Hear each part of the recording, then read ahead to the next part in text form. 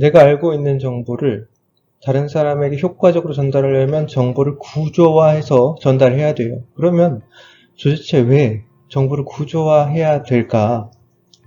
그 이유를 살펴볼게요. 여기 앞에 책들이 놓여져 있고 뒤에 책장이 놓여져 있네요. 자, 이 상태에서 내가 원하는 책 빨리 찾을 수 있을까요? 네, 쉽지 않겠죠? 자, 이렇게 정리된 상태에서 내가 원하는 책 쉽게 찾을 수 있을까요? 그렇죠. 쉽게 찾을 수 있겠죠. 도서관에는 수많은 책들이 있습니다. 그래서 그 도서관에는 이렇게 책들이 다 정리되어 있죠. 구체적으로 내가 원하는 책을 찾으려면 어떻게 해야 될까? 책 밑에 보면은 이렇게 번호가 써져 있어요. 맨 밑에 이렇게 빨간색으로 100이라고 써져 있죠. 그게 뭐냐면 그 빨간색 100이 철학을 의미합니다. 책의 모든 종류를 10가지로 나눴어요. 총류부터 철학, 종교, 역사까지. 그 중에서도 빨간색 100번은 철학을 의미한대요. 이 철학 속에 아까 182번이었죠. 180번대의 심리학이 있네요. 여기에 내가 원하는 책이 꽂혀져 있겠네요. 자, 여기는 지금 300번대라고 있는데 아까 100번대라 했었죠. 100번대 철학 분야에 들어가서 거기에서 182번을 찾으면 내가 원하는 책이 꽂혀 있겠죠. 자, 이런 식으로 도서관에서 책을 찾는 겁니다. 자, 여긴 어딜까요? 네, 바로 마트의 물류창고입니다. 만약에 이 물류창고에서 쇼핑을 하라. 그러면 어떻게 될까요? 네, 쇼핑하기가 굉장히 어렵겠죠. 내가 원하는 물품이 어디 있는지도 잘 모르겠고 내가 원하는 물품이 어떻게 생겼는지도 잘 모르겠는 상태에서 어떻게 쇼핑을 하겠어요. 보통은 이렇게 물건들이 가지런히 정리된 상태에서 쇼핑을 하겠죠. 14번이면은 이렇게 레고 보드게임 종류들이 다 모여있고 여기는 화장지들이 다 모여있고 이렇게 14번, 13번, 12번, 26번 이런 식으로 제품들에 대한 종류별로 이렇게 다 가지런히 카테고리별로 정리되어 있고 구조화되어 있는 상태에서 쇼핑을 해야 보다 더 짧은 시간에 효과적인 쇼핑을 할 수 있겠죠. 자, 왜 구조화해야 되는가에 대한 질문에 대한 답은 원하는 거를 빠르게 찾으려고 구조화를 하는 겁니다. 자, 그렇다면 구체적으로 정보의 구조화는 뭘까요? 정보의 구조화에서 정보라는 것을 저번 시간에 배웠을 거예요. 정보라는 것은 자료 플러스 맥락이라고 했어요. 아무런 의미 없는 자료에다가 맥락적인 정보를 추가해서 서로 연관을 지어 비로소 어떤 의미인지 파악하게 되는 게 바로 정보라고 배웠어요. 자, 그러면 정보에다가 구조화라는 걸 하죠. 그럼 구체적으로 구조화는 어떤 뜻일까? 구조화라는 단어를 국어사전에서 찾아봤어요. 어떤 부분적인 요소나 내용이 서로 관련지어서 통일된 하나의 조직으로 만들어진 것을 바로 이제 구조화시킨다라고 한대요. 구조화라는 단어를 영어로 말하면 스트럭처인데요. 만약 당신이 어떤 것을 구조화한다라면은 당신이 정리하는 거래요. 그걸 아주 세심하게 정리된 양식이나 패턴으로 혹은 정리된 체계 안에서 세심하게 정리하는 것을 바로 구조화라고 한대요. 정보의 구조화란 무엇인가에 대해서 교과서에서는 어떤 사용 목적에 따라서 체계적으로 정리해서 표현한 것을 바로 정보의 구조화라고 합니다. 초등학교에서 중학교 올라오는 김에 여태까지 스마트폰으로 찍은 사진을 컴퓨터에 옮겨서 정리하려고 합니다. 이때 두 가지 유형의 학생들이 있어요. 첫 번째, 사진 폴더 이렇게 하나 만들어 놓고 모든 사진을 다 여기다가 저장을 해놓고 끝 내는 친구들. 두 번째 유형의 친구는 이렇게 사진 폴더에 여러 개 폴더를 나눠요. 초등학교 1학년에서 6학년 때 찍은 사진 이렇게 폴더를 다 세세하게 나누고 그 다음에 초등학교 6학년 폴더 안에도 수학여행 때 찍은 사진, 운동회 때 찍은 사진 등등 이렇게 세부적으로 나눠서 정리하는 친구가 있어요. 자, 친구한테 전화가 왔습니다. 자, 친구야, 우리 초등학교 6학년 수학여행 때 베개 싸움 한 거 기억나지? 그때 사진을 보고 싶구나. 자, 이때 폴더 하나에 모든 사진을 다 저장한 친구는 어떻게 해요? 수천 장에 있는 사진을 스크롤바를 다 일일이 내려가면서 베개 사진을 찾겠죠. 시간 굉장히 오래 걸릴 겁니다. 반면에 이렇게 꼼꼼하게 정리한 친구는 금방 찾아줄 거예요. 사진 폴더 안에 초등학교 6학년 때 찍은 사진 중에 수학여행 때 찍은 사진, 뭐 운동회 때 찍은 사진, 그 다음에 졸업식 때 찍은 사진 중에 수학여행 때 찍은 사진을 찾아서, 물론 이 안에도 수십 장이 있겠지만 금방 베개 싸움한 사진을 찾겠죠. 그 사진을 친구한테 바로 보내줄 수 있을 겁니다. 폴더, 왜 있는 걸까요? 네, 정보를 찾기 쉽고 저장을 쉽게 하기 위해서 있는 거예요. 자, 그렇다면 이 폴더 어디에서 나왔을까요? 바로 인간의 두뇌는 이렇게 정보를 구조화해서 꼼꼼하게 정리해서 저장을 하면은 기억하기 쉽습니다. 이걸 그대로 이어받은 게 바로 책의 목차입니다.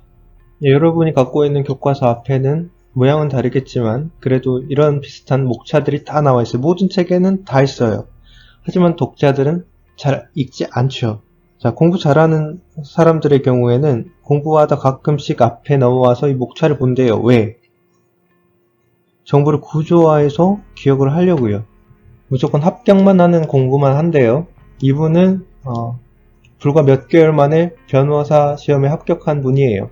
이 책에서는 저자가 목차를 복사를 해서 앞에 있는 목차를 복사해서 이걸 가지고 다녔대요. 그리고 그 책을 볼 때 항상 그 목차 복사한 거를 옆에다 두고 얘를 보면서 어디에 속한 개념인지 어디를 지금 공부하고 있는지 그 위치를 정확하게 머릿속으로 파악을 했대요.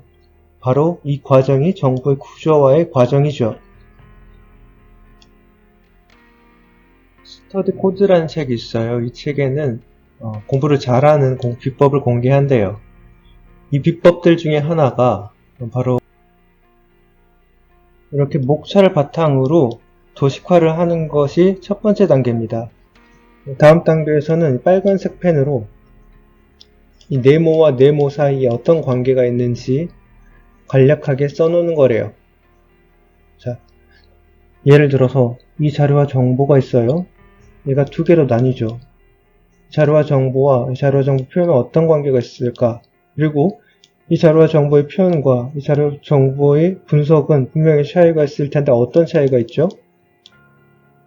그리고 자료와 정보의 표현에서도 아날로그와 디지털 표현이라는 게 있고 그냥 디지털 표현이 있어요. 이건 무슨 차이지? 이런 관계를 빨간색 펜으로 써놓는 거예요. 자, 저는 단지 이 한 장만으로 이 단원을 다 정리할 수 있어요. 해볼게요. 자, 여러분 지금 정보 시간입니다. 이 정보 시간에서 정보의 구조화 수업을 듣고 있어요. 이때 사이에 두 개의 요소들이 있죠. 첫 번째, 자료와 정보라는 게 있어요. 자료와 정보 시간에서 가장 첫 번째 시간, 자료와 정보는 무엇인가에 대해서 배웠었습니다.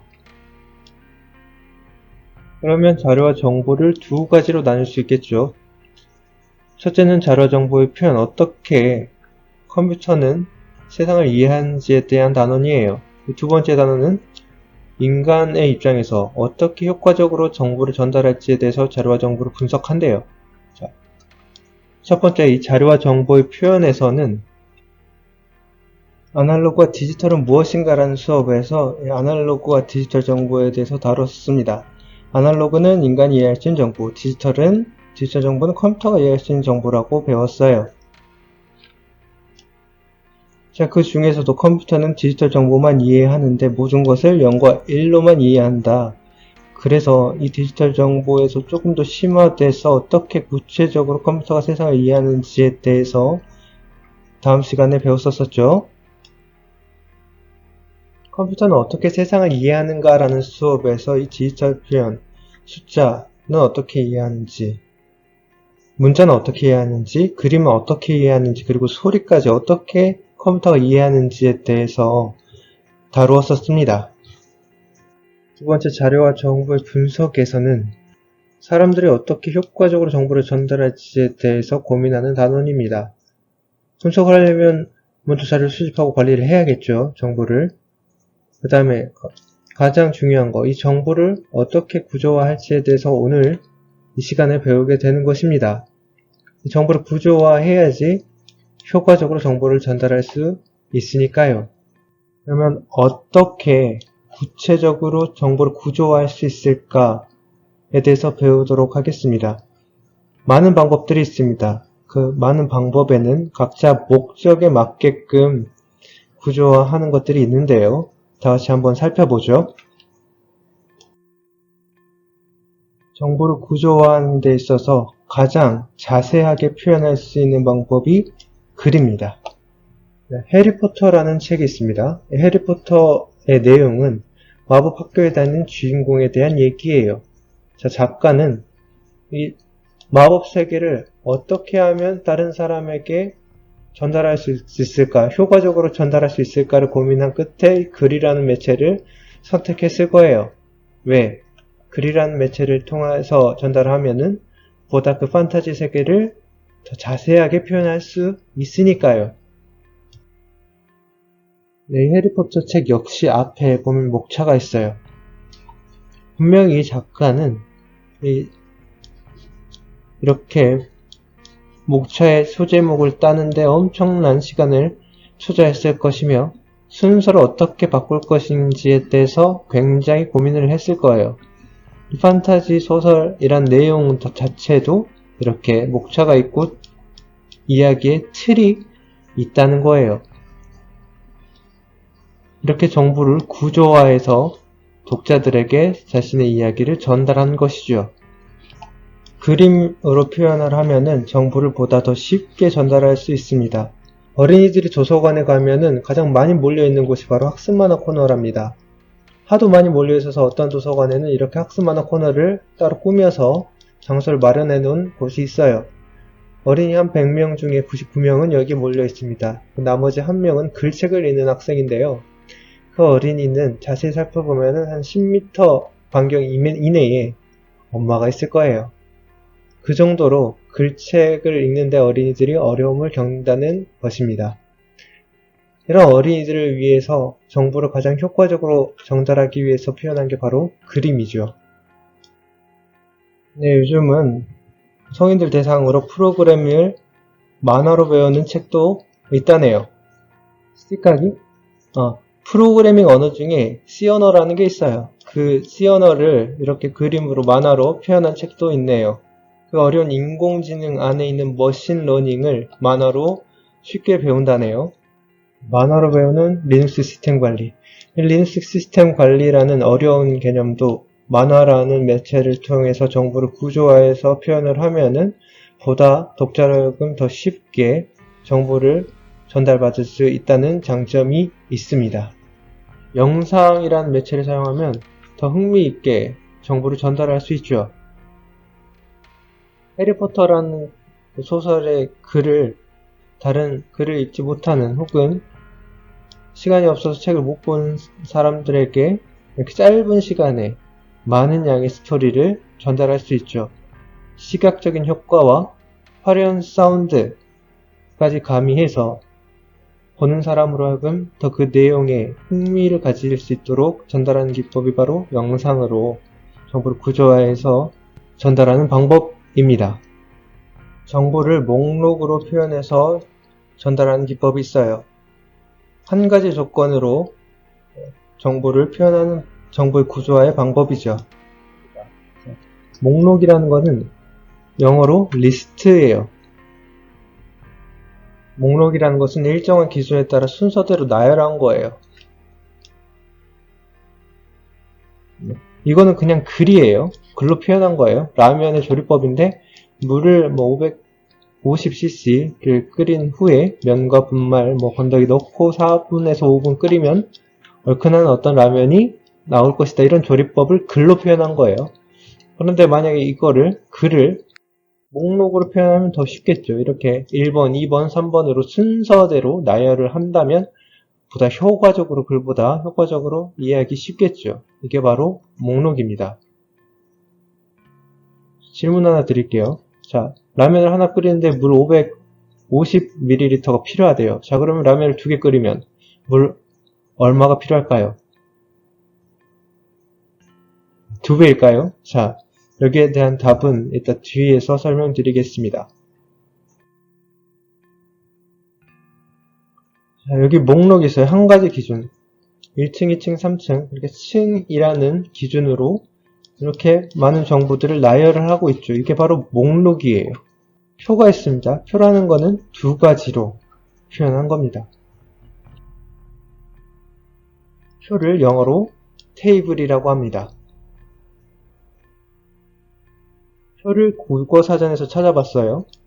어떤 내용을 일정한 형식과 순서에 따라 보기 쉽게 나타낸 거. 조금 애매하죠.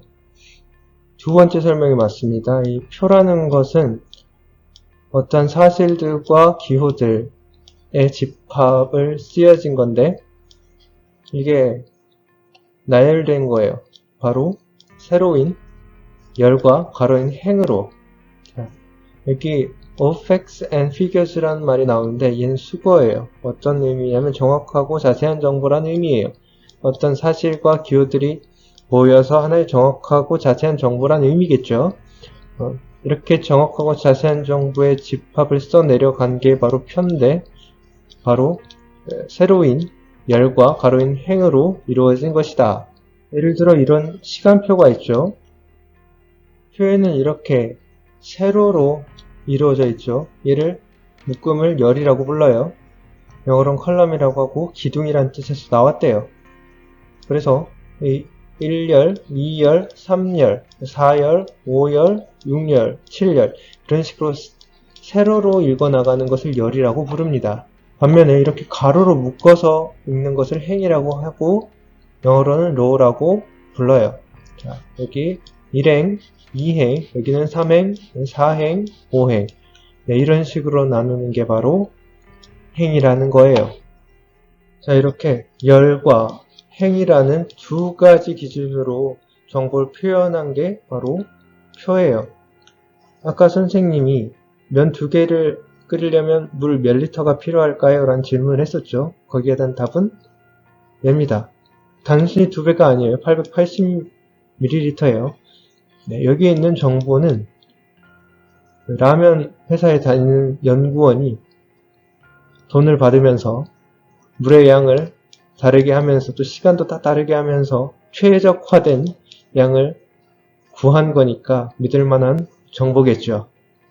네, 계층이라는 게 있습니다. 얘는 갈라지게 표현하는 거예요.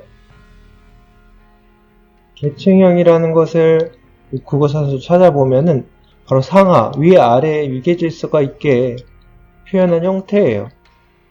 예를 들어 이렇게 가계도를 나타낼 수 있겠죠. 이렇게 갈라지잖아요. 여러 군데로. 그래서 상하가 있죠.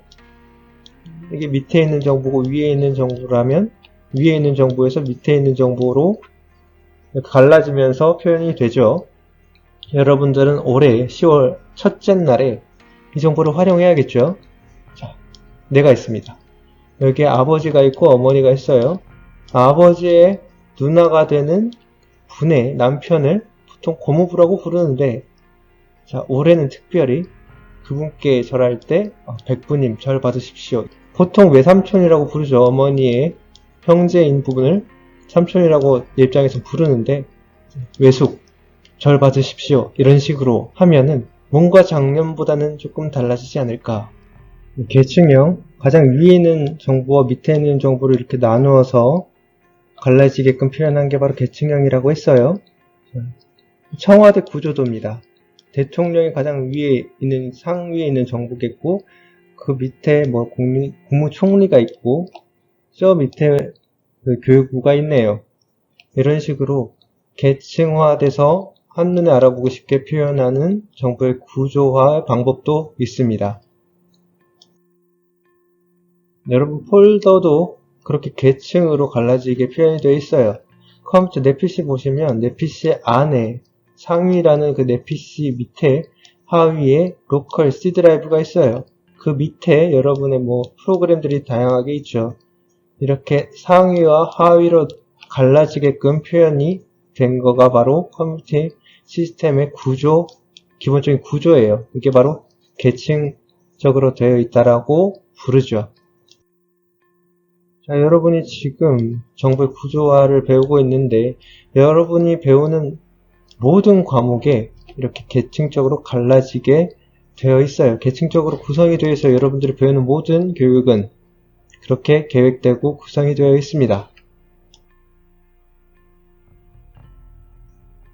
그래프는 한눈에 알아보기 쉽습니다. 그래프라는 거는 여러가지 자료를 분석해서 그 변화를 한눈에 알아볼 수 있도록 나타내는 그런 직선이나 곡선으로 표현한 것을 그래프라고 불러요. 자, 예를 들어 볼게요. 이것은 그래프가 아닙니다. 아까 앞에서 배웠었어요. 여기 열과 행으로 나타내는 걸 뭐라고 했었죠? 네, 바로 표라고 했어요. 테이블이에요. 네, 세로는 몇 월인지 1월, 2월, 3월, 4월 이런 걸 나타내는 거고, 이렇게 행은 뭐 평균 기온이 각 월마다 어떻게 되는지, 강수량이 어떻게 되는지에 대한 정보를 표현한 게 바로 표라고 했어요. 그런데 이 변화를 한눈에 알아보기는 어렵죠. 그래서 나온 게 그래프예요. 이렇게 직선으로 월별마다 정보를 표현해서 한눈에 파악하기 쉽게 한 게 바로 그래프입니다. 네, 이렇게 한반도의 104년 동안의 기온 변화를 이렇게 그래프로 쫙 나타내고 있죠.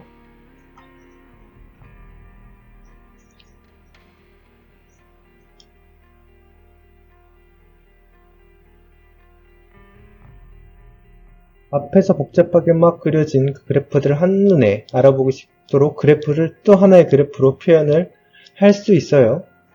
자, 2015년 기준의 자료입니다.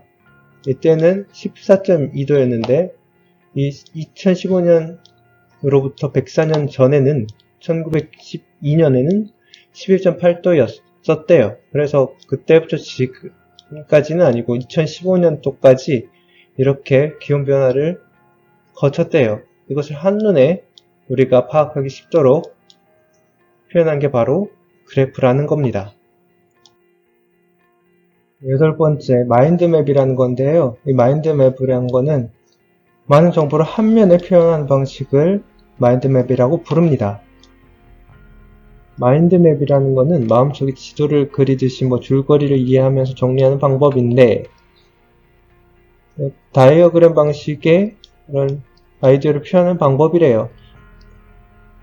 다이어그램이라는 거는 그래프와 비슷하다고 생각하면 돼요. 앞에서 배운. 어떻게 그 핵심적인 개념 주변에다가 연관된 개념들을 나열해서 그 아이디어들을 표현하는 방법이라고 생각하면 돼요. 마인드맵을. 저는 이 한면으로 오늘의 수업을 다 정리하였습니다. 현재 지금 슬라이드가 73번째 슬라이드인데요. 그 73개를 한면에 이렇게 마인드맵으로 표현할 수 있어요. 자, 가운데 핵심 정보가 있죠.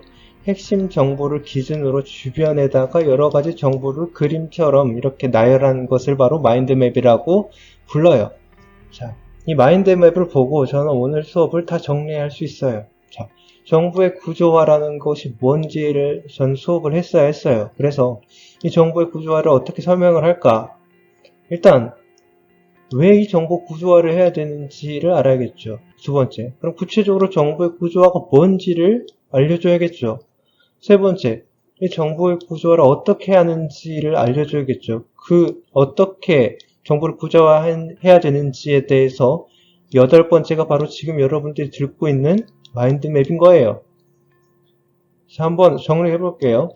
정보의 구조화 왜 한다 했었죠? 맨 처음에 보여줬었죠. 책장 정리된 거, 정리 안 된 거 사진 보여줬었죠. 두 번째, 책 태그 보여주면서 어떻게 책을 찾을 수 있는지, 도서관에서 책을 찾을 수 있는지에 대해서 설명드렸어요. 그 다음에 마트, 창고 사진 보여드렸고 매장 사진 보여드렸는데 매장 사진에서 보는 것 같이 물건들이 다 정리가 돼 있어야지 쇼핑이 원활하게 진행될 수 있다. 다시 말해 정보의 구조화라는 것은 원하는 것을 빠르게 찾으려고 한다라고 설명드렸어요.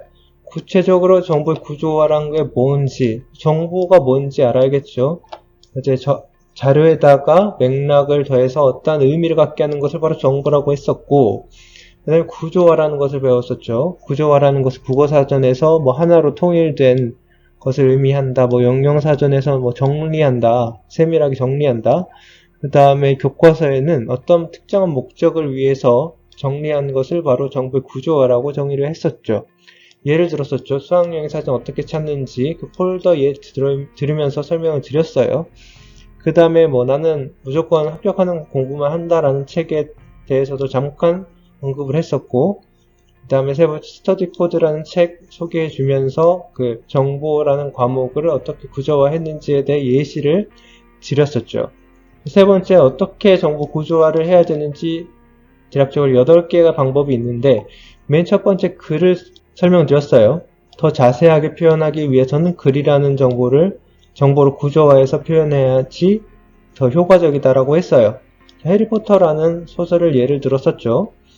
그 자세한 판타지 세계를 독자로 하여금 이해할 수 있도록 자세하게 글이라는 것을 사용해서 정보를 전달을 하면 효과적이겠죠. 자, 두 번째 그림으로 표현해서 전달을 하는 방법을 알려드렸어요. 도서관에 보면 어린이들이 대부분 학습 만화 코너에서 막 있는 것을 예를 들었어요. 왜? 그림으로 표현한 게 아무래도 글만 있는 것보다 이해하기 편하니까. 아무래도 글의 어려움을 겪는 친구들에게는 이 그림이 보다 효과적인 정보 전달 방법이 됐겠죠. 자, 세 번째, 영상에 대해서 다뤘었어요. 해리포터 영화로 나온 거 예로 드렸어요. 이 영화라는 건 짧은 시간에 많은 스토리를 담을 수 있으며 시청각적으로 자극을 줘서 더욱더 흥미를 유발할 수 있게 한 게 바로 영상이라고 배웠어요. 네 번째, 목록, 리스트라고 영어로 부르죠. 얘는 어떤 기준을 한 가지로 잡아서 순서대로 나열한 것을 의미하죠. 라면 조리법 레시피를 예로 드렸어요. 그 다음에 다섯 번째, 표 말씀드렸죠. 두 가지 조건을 이용해서 정리한 걸 바로 표라고 했어요. 국어사전, 영영사전 정의 설명드렸고요. 예를 들어서 시간표에 대해서 예를 드렸었어요. 열이 뭐고 해이 뭔지에 대해서 설명드렸었죠. 그 다음에 여섯 번째, 계층형에 대해서 설명드렸어요. 갈라지게 표현한 것을 계층형이라고 하는데 먼저 사전에서는 상하 질서 있게 나열한 것을 계층형이라고 불렀었어요. 그래서 첫 번째 예로는 가족 가계도를 예를 드렸죠. 그 다음에 청와대 조직도를 보여드렸고, 세 번째 내 PC에서 C 드라이브의 밑에 있는 하위 폴더들을 구조를 보여주면서 얘는 계층형이다라고 설명을 드렸어요. 네 번째, 여러분들이 지금 배우고 있는 정보 그리고 모든 단원, 모든 교과목이 다 계층형 구조로 다 쌓임새 있게 되어 있다라고 설명을 드렸어요. 자, 일곱 번째, 그래프. 한눈에 파악하기 쉽도록 표현한 게 그래프라고 했었습니다. 104년 동안의 그 한반도의 변화를 예를 들었었죠. 그 다음에 마지막 지금 여덟 번째 마인드맵을 지금 한면에 표현을 한다고 했는데 이 한면에 지금 제가 오늘의 수업을 다 정리를 해드리고 있죠.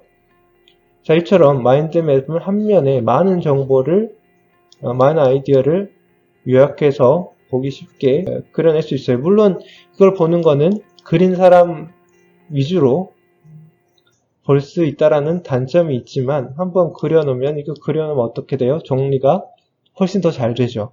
이런 장점이 있습니다.